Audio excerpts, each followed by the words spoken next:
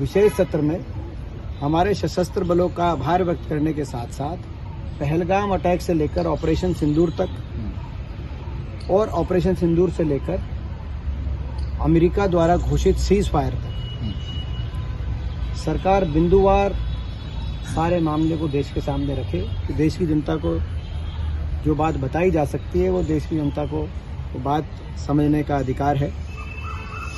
कोई सिक्योरिटी से संबंधी कोई बात है वो सरकार अगर देश की जनता तक नहीं भी साझा कर पाए तो वो भी स्वीकार्य है, उसमें भी कोई आपत्ति नहीं है। लेकिन कई ऐसी बातें हैं जिनको लेकर देश की जनता के आज समक्ष कई प्रश्न उठे हैं, खास तौर पे जो डिप्लोमेटिक और कूटनीतिक बातों को लेकर किस प्रकार से अमेरिका आ गया, कि अमेरिका बीच में कैसे आया, अमेरिका ने युद्ध विराम की घोषणा क्यों की, अमेरिका पाकिस्तान और हिंदुस्तान को दोनों को एक जैसा कैसे तोल रहा है, ये किसी गले नहीं उतर रही।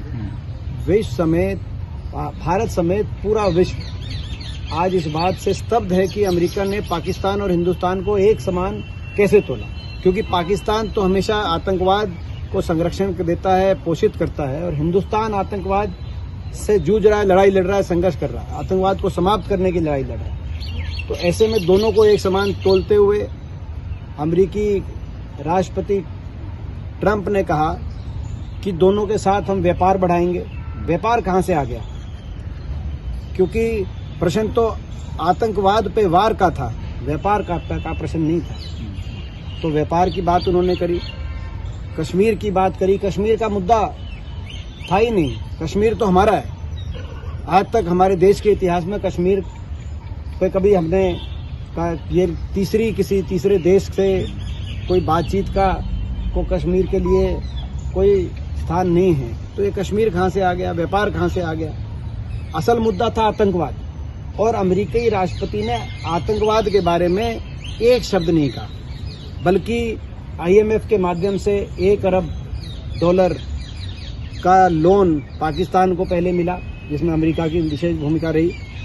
उसके बाद पाकिस्तान के साथ व्यापार बढ़ाने की बात ट्रंप कह रहे हैं, और दोनों राष्ट्रों